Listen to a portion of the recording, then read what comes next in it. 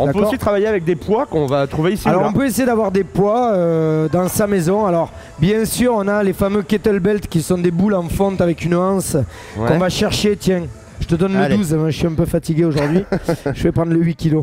En fait on appelle ça un soulevé de terre. L'idée c'est de comprendre qu'on va gagner dans les cuisses et surtout dans le centre du corps à soulever des charges. On est au-dessus du poids, comme si on venait de pondre un gros œuf. Je descends. Eh oui, ma poule. Je regarde toujours loin devant. En fait, l'erreur, c'est de vouloir regarder par terre ou ses mains. C'est là qu'on a le dos qui s'arrondit. D'accord. Là, je descends mes fesses autant que possible. J'ouvre les genoux. T'es bien là? Ouais, c'est sympa. C'est long, hein. Je vais prendre. Les explications sont longues. J'utilise trop de calembours, je dirais. Genoux ouverts, je cherche à pousser dans les talons et je redescends. Voilà, et je veux que mon poids, bras tendu, vienne toucher le sol. D'accord. C'est facile, vous allez me dire, c'est un kettlebell.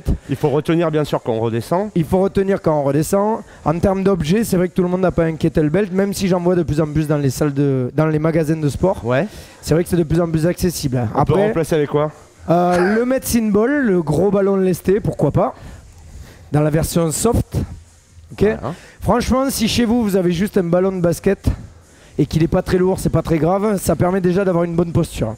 Après, l'idéal serait d'avoir un gros sac de sable ou quelque chose à soulever, ou dans la garde-robe de monsieur, on peut trouver un fût de bière de 6 kg environ, le mettre au sol. Tiens d'ailleurs, tu vas le faire, Thierry Truca.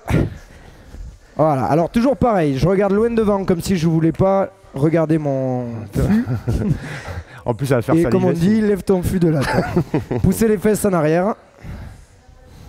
Alors quand je vous vois, c'est que je vous vois tous les départements de Totem en fait. C'est ça. T'as remarqué? Allez, on pousse les fesses en arrière et on cherche à ouvrir les genoux. Mine de rien, il y a des fûts qui font 30 kg aussi dans les grosses soirées. Ça peut être intéressant. La salle des fêtes.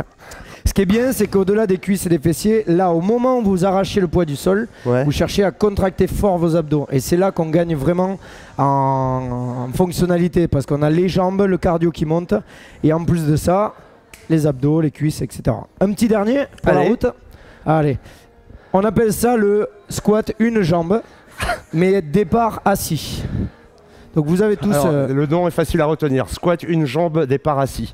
Voilà. Ou un squat une jambe, départ assis. Il n'y avait pas de calembour là. Ça non, pas du tout.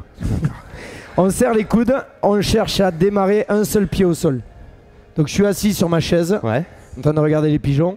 Je lève une jambe et je me lève de la chaise. Et par contre, j'essaie de revenir sans m'aider de l'autre jambe. Vous allez essayer ça, monsieur. Et ça va faire travailler surtout le cucu. Et ben voilà. Et c'est plutôt pas mal. Voilà. Et l'équilibre aussi. Et bien entendu l'équilibre, donc ça va plaire autant à monsieur qu'à madame. Absolument. Ah ben voilà, c'est comme ça, sur une jambe, qu'on va se quitter pour cette semaine, Laurent. Ce qu'il ne faut pas faire à l'apéro. À mardi prochain. Sur une jambe. Oui, à mardi prochain, bien sûr. Salut. Au revoir. Et tu continues, 10 répétitions. Allez, je vais boire un coup. Nos conseils sportifs testés et approuvés. Totem, ne ratez pas le coach. Tous les mardis, dans le truc à la cool, faites du sport devant votre radio. Totem.